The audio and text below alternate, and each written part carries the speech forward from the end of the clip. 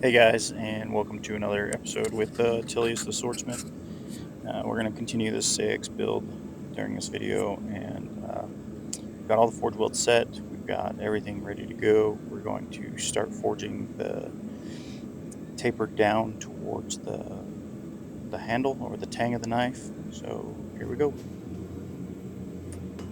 So like I said, we're just we're trying to create that distal taper towards the tang of the knife. I'm still working this really hot because a lot of these forge welds are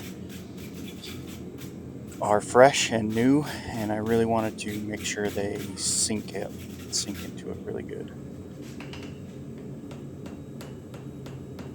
So as you can see, I'm just doing light taps, trying to work each side evenly, um, and the goal was to get to around, I want to say 24 millimeters, but I can't remember exactly off the top of my head. I also cut in the tip on this one. I didn't want to distort the pattern by over forging it in.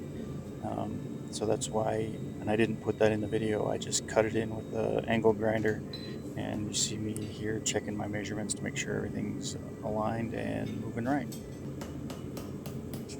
The goal with any weapon or any forging is you want to work all sides of it, uh, top, bottom, left, right, and try to make it as even as possible as you go throughout the forging process.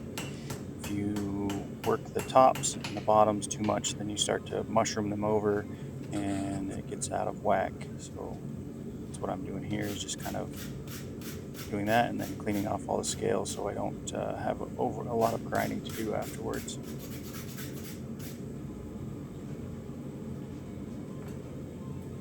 Again, just checking measurements here, making sure everything is up to snuff with what I want and what I'm going for this build.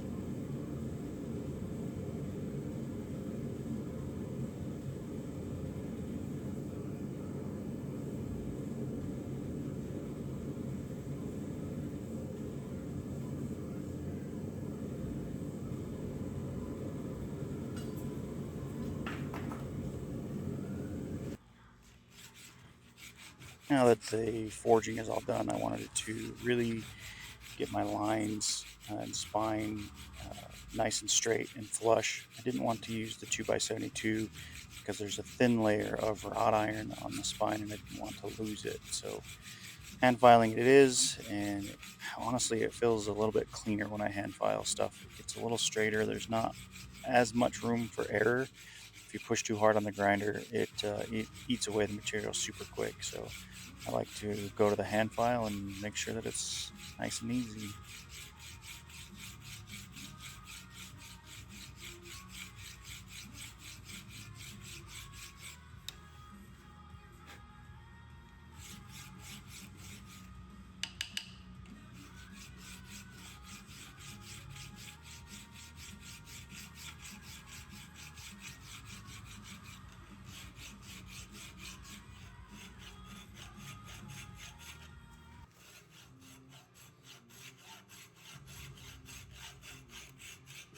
Just more hand filing work here, trying to, whoop, slip, just trying to get the tang of the knife to be nice and straight, and the shoulders where the tang connects to the blade nice and straight as well.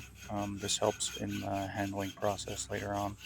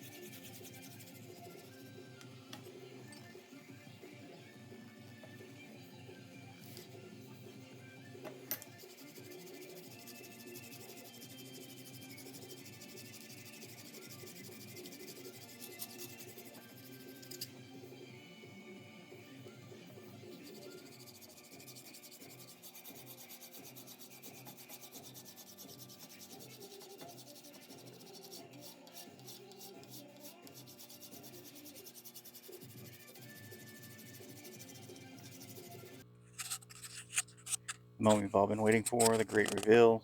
I did a lot of hand sanding and sanding off camera just because that's really boring and not really footage I want to do. So here you have the finished product. I want to say we're at around 800 grit here from the belt grinder. Um, yeah, so this is it.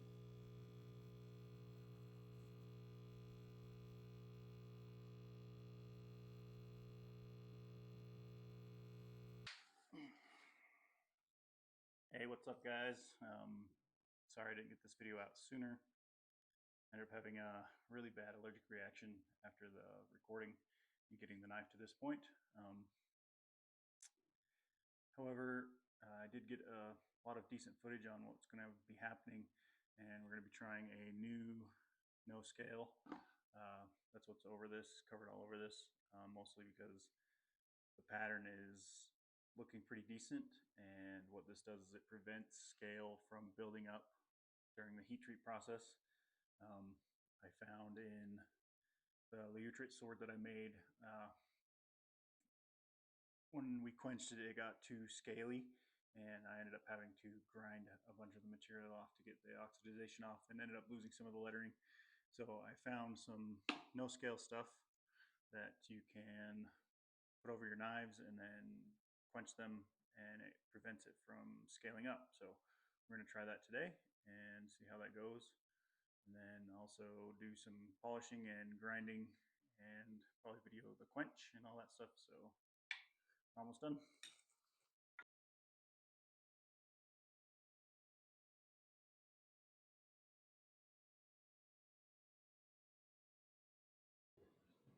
So as the forge is coming up to temperature, we're going to talk a little bit about what we're going to be doing. Basically what's going to be happening is we're going to normalize the steel from all the forging and all the grinding. All the molecular structure inside the steel is currently all over the place.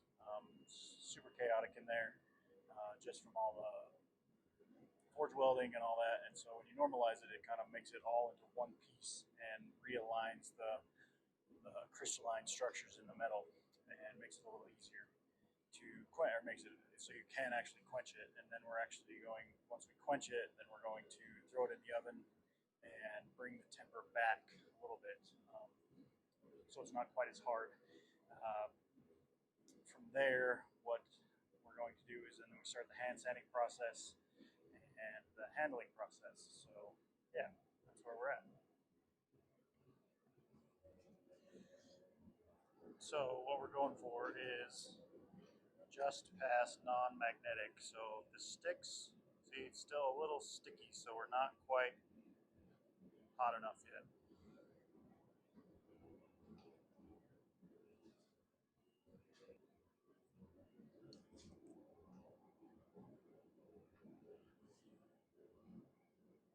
So the magnet's not sticking. We're going to take it out and let it air cool.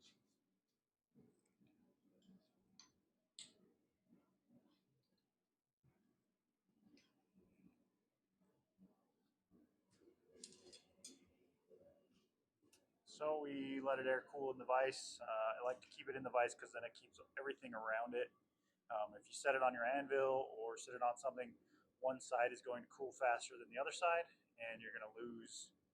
You're not going to have an even normalization throughout the entire knife or sword or whatever you're working on. So it's always better to set it in the air so it cools down evenly across the whole thing. So once it cools down to roughly touch, when you can touch it and handle it, then that's usually cold enough.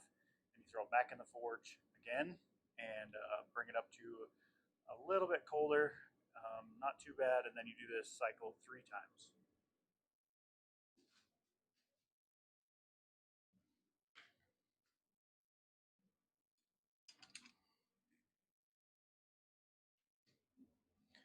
All right, so now that we're back down to air cool to the touch, one thing I didn't go over is the temperatures. So this first one, we heated it up to about 1600 degrees and tried to hold it there for a few minutes. It's hard to do it in a forge because obviously the heat's not even, and you can't necessarily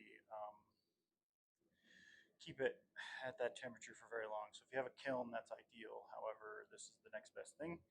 So we're going to be using a thermal gun and the magnet to get it back up to about 1500.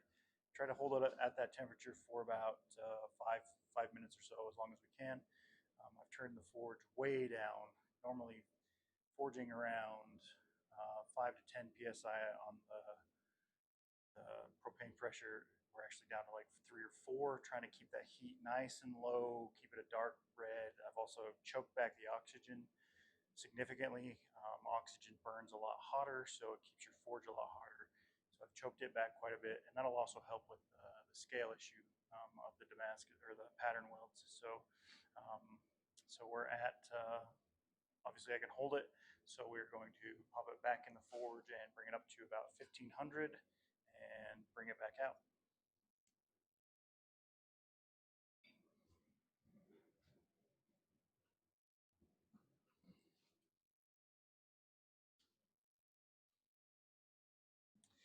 So as you can see here, I've got the piece set off to the side, not in direct heat or the direct flame of the forge. The other piece that's in there is just a test piece. It's what I've been kind of gauging with the gun.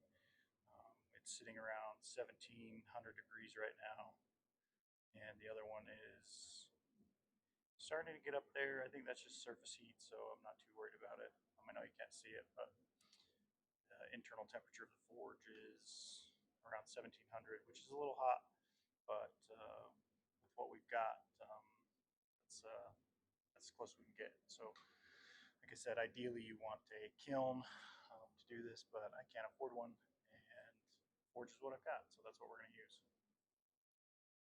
And we are back out, coming back down pretty quick, from 1500 down to 11. You see the variance between all the different, so it's much thicker on the spine, plus the anti-scale is kind of insulating it a little bit, so it's slowing, it's heating down a little bit slower. But yeah, so this is number 2. On the next one, we'll bring it up to about 1400 and then back down to air cool. We might heat it up one more time after that to about 1200, just to make sure everything's really deep and normalized, and then we will heat it back up to 1500 and throw it in the quench. Alrighty, so this is the 3rd cycle, and it's been soaking at about just over 1400. Sorry, not 1400, 1300. Oh, it was 1400, and then I pulled it out, and now we're about down to 12, and it's slowly cooling off. And yeah, this will be the last time. And then we'll bring it back up to 1500 and quench it in the oil after this one. So this will be the last little thing that's left that will cause this knife to fail. So this is you rapidly cool it down over about 11 seconds, and if there's any weaknesses in the steel, it will find them. So here we go, last little bit. All right, so we are back in the forge for our last one, and then we are going to attempt to quench it. Sorry about the movement.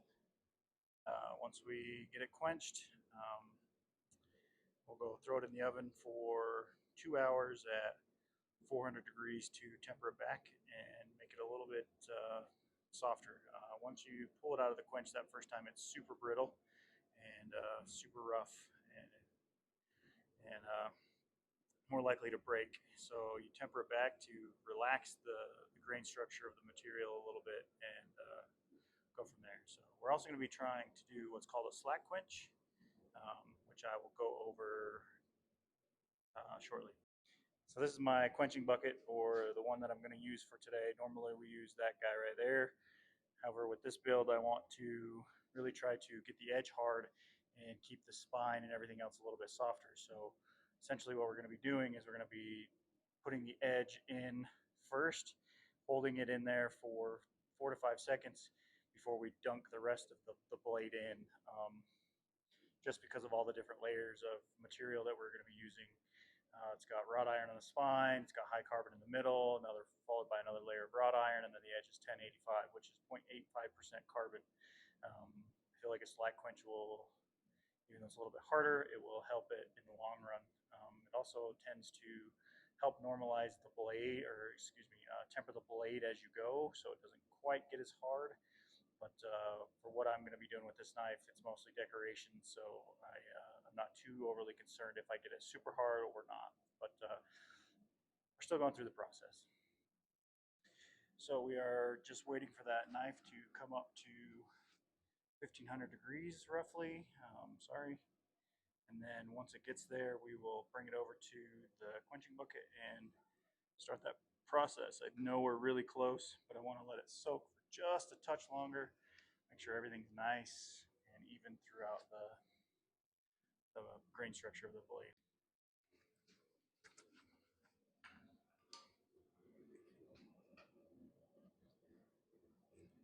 Alrighty, so when I pulled it out, it was at 1700 degrees, so we're going to sit here for just a hot second. Let this cool down just a little bit.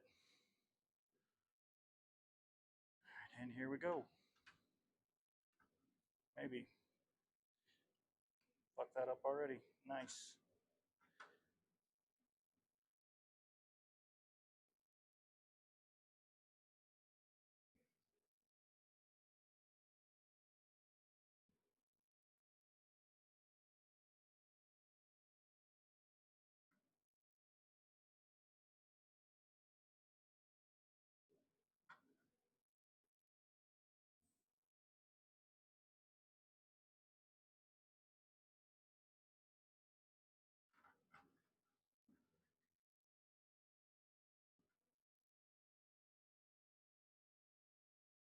Didn't hear any tinks or chinks or anything like that, so we're going to let this cool off. I'm going to throw it in the vise here shortly, and hopefully and pray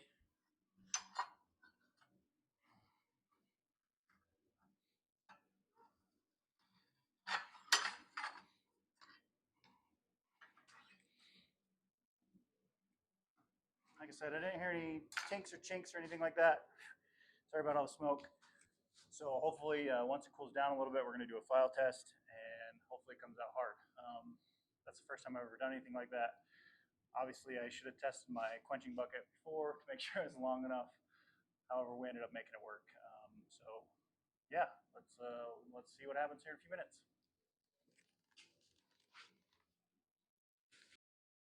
All right, so it is cooled off through the magic of YouTube, and just a quick file test. The edge is hard, the spine is soft, edge is hard, edge is hard. So we have a fully functional blade now. I'm going to clean it up really quick and then go put it in the oven, and then we start the hand sanding process. So that's it for today's video. Sorry that it didn't come out yesterday like I was hoping it would, or the day before. Mostly because of I had a severe allergic reaction, like I said at the beginning of the video, and that's pretty scary. So, yeah, let's check this for straightness here. Like my handle is a little off, but it's nothing we can't fix. It's really not off that much, and but the blade itself, the spine itself is pretty well.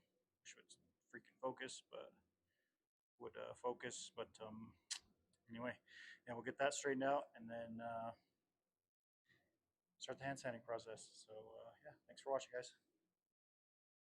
So the video did not end, and wanted to.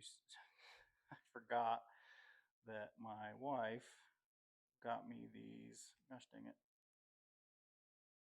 Hardness testers.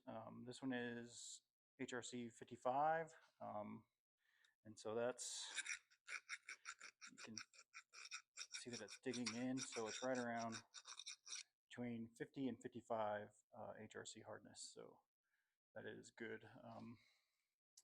So that was the 55 one. Here is the 50, and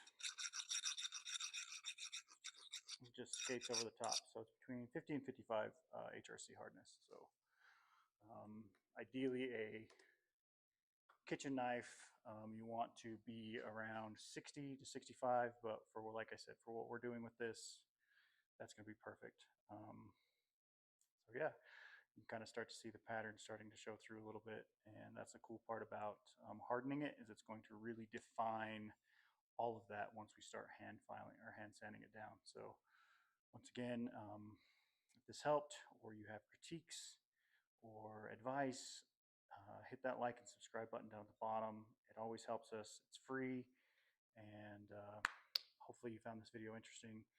Um, the next one will be the hand sanding process, and then the handling process. I also took a second and straightened it out. It wasn't very difficult to straighten out because the tang didn't get very hard. Um, but yeah, there it is, guys. So there you have it, guys. This is the final product.